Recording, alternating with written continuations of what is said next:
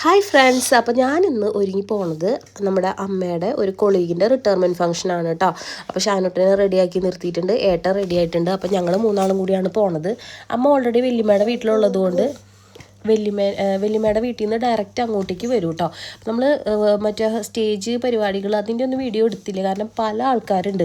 എല്ലാവർക്കും അങ്ങനെ വീഡിയോയിൽ വരാനായിട്ടൊരു ഇഷ്ടം ഉണ്ടാവുമെന്നൊന്നും നമുക്കറിയില്ലല്ലോ. അപ്പോൾ നമ്മൾ കുറച്ച് നേരമൊക്കെ അവിടെ നിന്നിട്ട് പിന്നെ നമ്മൾ പോയത് വർണ്ണക്കൂടാരം പറഞ്ഞിട്ടുള്ള ഗവൺമെൻറ്റിൻ്റെ പുതിയ പദ്ധതിയാണ്. ഗവൺമെൻറ് സ്കൂളുകളിലേക്ക് കുട്ടികളെ കൂടുതൽ വരാനൊക്കെ വേണ്ടിയിട്ട് അവരെ അട്രാക്റ്റ് ചെയ്യാൻ വേണ്ടിയിട്ട് ഗവൺമെൻറ്റിൻ്റെ പുതിയ പദ്ധതിയാണത്.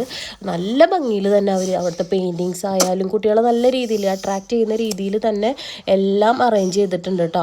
അപ്പോൾ ഷാനുട്ടനാണെങ്കിൽ ഓരോന്നിൽ കയറി കഴിയുമ്പോൾ ഏതിൽ കയറണം അങ്ങനെയുള്ളൊരു ടെൻഷനാണ്. ഞാൻ സ്കൂളിൽ പഠിക്കുന്ന ടൈമിലും ഇങ്ങനെ ഇത്രയും വലിയ ആർഭാടമൊന്നും ഇല്ലെങ്കിലും അത്യാവശ്യം സാധനങ്ങൾ കറങ്ങണ ഊഞ്ഞാലും അതുപോലെ തന്നെ എന്താ പറയുക സാധാരണ ഊഞ്ഞാലും പിന്നെ ഒഴുകണ സാധനമൊക്കെ ഉണ്ടായിരുന്നു. പക്ഷേ ഞങ്ങൾ അതിലൊന്നും കയറ്റാറുണ്ടായില്ല. ഞാനിപ്പോഴും ആലോചിക്കും അതെന്താണോ ഒന്ന് കയറ്റാഞ്ഞെന്ന് ഞാനിപ്പോഴും ആലോചിക്കും കേട്ടോ.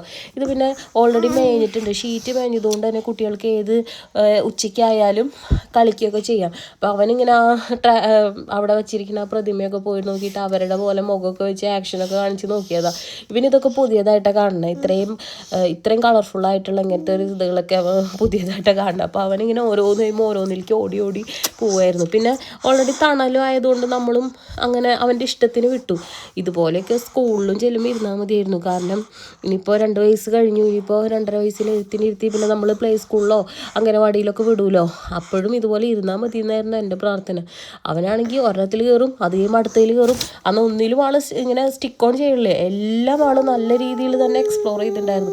അപ്പോൾ നമ്മൾ ഇതൊക്കെ കഴിഞ്ഞ് കുറച്ച് നേരം കഴിഞ്ഞപ്പോൾ ഫുഡും കഴിച്ച് നമ്മൾ അവിടെ നിന്ന് പോന്നു കേട്ടോ. അപ്പോൾ ഇന്ന് തന്നെയായിരുന്നു നമ്മുടെ ചാലക്കുടി പെരുന്നാളും കാര്യങ്ങളൊക്കെ. അപ്പോൾ അതിനൊക്കെ പോകേണ്ട കാരണം കൊണ്ട് നമ്മൾ വേഗം പോന്നു. കണ്ടില്ലേ ഒരു ഗുഹ പോലത്തെ സാധനമൊക്കെ നല്ല രസമായിട്ട് അതിൻ്റെ ഉള്ളിൽ കൂടെയൊക്കെ കയറാനായിട്ട്. ശരിക്കും നമുക്കും കയറാനൊക്കെ തോന്നും, പക്ഷേ ഞാൻ നാണക്കേട് കൊണ്ട് ഞാൻ കയറിയില്ല. പക്ഷേ വലിയ സാധനങ്ങളിലൊക്കെ ഞാൻ പുറമേയൊക്കെ പോകുമ്പോൾ കയറാറുണ്ട്. ഇതിപ്പോൾ അറിയുന്ന ആൾക്കാരൊക്കെ ഉള്ളതുകൊണ്ട് ഞാൻ കയറിയൊന്നും നോക്കിയില്ല.